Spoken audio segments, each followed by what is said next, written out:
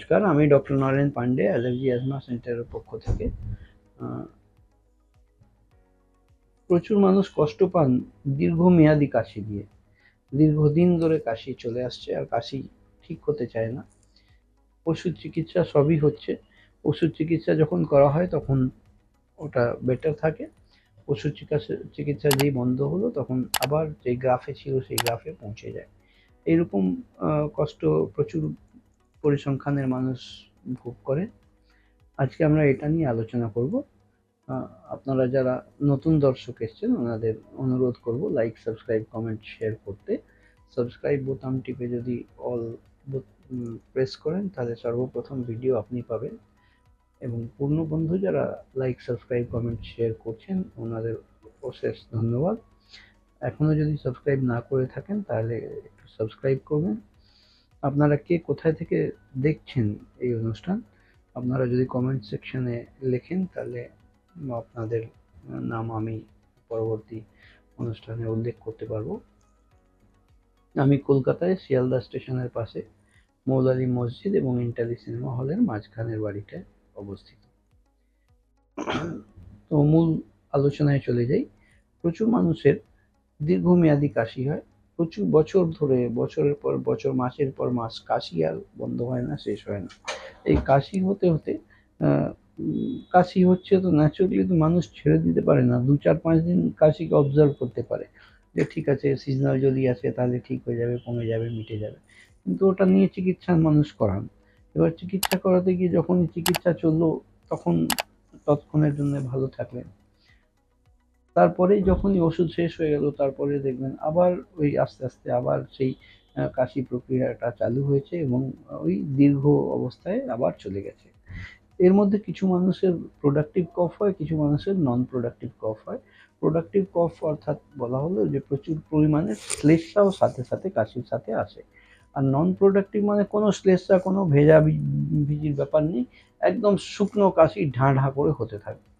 এবার আমরা সাধারণত দেখি কাশি হলে ঠিক আছে, কাশছে, এরকম একটা মনোভাব আমরা নিয়ে থাকি আমরা যারা দেখি, কিন্তু যাদের উপরে হয় তারা যে অনুভবটা করে সেটা কিন্তু ভিন্ন।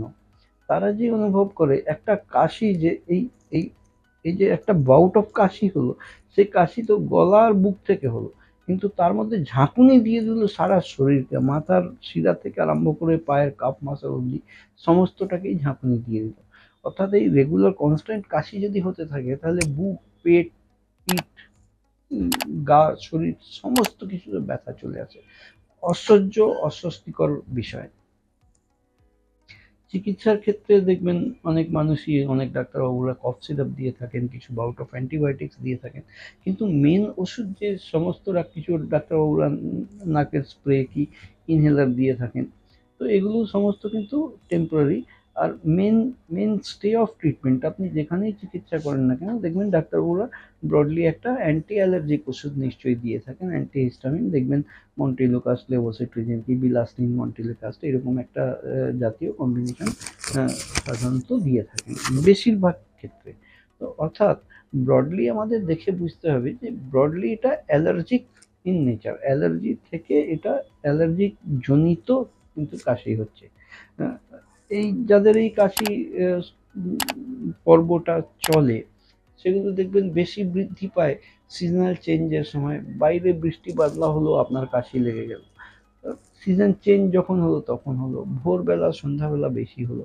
কারণ এই অ্যালার্জি বিষয়টা যেরকম আমরা সাধারণতভাবে জেনে থাকি যে ও অ্যালার্জি হয়েছে, এই খাবে না, ওই খাবে না, সেই খাবে না, কিন্তু এগুলো বন্ধ করেও আপনি দেখবেন যে আমার খুব একটা সলিউশন হচ্ছে না।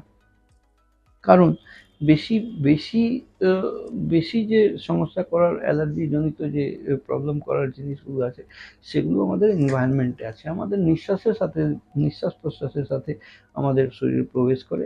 আমাদের রেসপিরেটরি ট্র্যাক্টে বসে থাকে মাস্ট সেল, যেটা রিসেপ্টর সেল, সেই রিসেপ্টর সেল এগুলোকে রিসিভ করে অ্যান্টিজেন অ্যান্টিবডি রিয়াকশন তৈরি করে অ্যালার্জিক ট্রিগারটা বাড়িয়ে দিয়ে এই কাশির বাউটটা করে। অর্থাৎ আমাদের প্রয়োজন আছে এটাকে চিহ্নিত করা যে কোন কোন জিনিস কত পরিমাণে আমার শরীরে অ্যালার্জি করছে। এই চেনাটা যখনই হয়ে যাবে তখনই কিন্তু আমরা স্পেসিফিক চিকিৎসার দিকে এগিয়ে এটাকে নির্মূল করার দিকে এগোতে পারি। আজকের মতন এখানেই আমি চিকিৎসার পর্বটা এর পরের ভিডিওতে আবার আলোচনা করব। আপনারা সুস্থ থাকুন, ভালো থাকুন। আপনার যদি কারোর অ্যাপয়েন্টমেন্ট নেওয়ার প্রয়োজন থাকে তাহলে স্ক্রিনে ডান দিকে নিচে যে 72 দিয়ে 7278034776 নম্বরে কল করে অ্যাপয়েন্টমেন্ট নিয়ে আপনারা এসে এই পরিষেবা নিতে পারেন। আজকের মতন এখানে শেষ করলাম। আমি doctor Naren Pandey, allergy and পক্ষ থেকে। আপনারা সুস্থ থাকুন, ভালো থাকুন, খুশি থাকুন।